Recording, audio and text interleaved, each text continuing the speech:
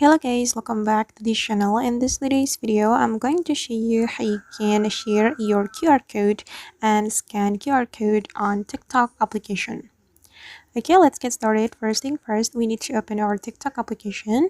And after we have our TikTok application opened, we can go to our TikTok profile and then go to the TikTok three lines button on the top right. And then you have to choose my QR code. Okay, and this is my QR code on TikTok. If we want to share our profile, we just need to click on the share profile, or we can also copy the link of this QR code. And if you want to scan QR code, you can click on this icon on the top right, and you can scan with your camera. You just need to place your camera to the QR code, and you can also upload QR code from your device by tapping on upload.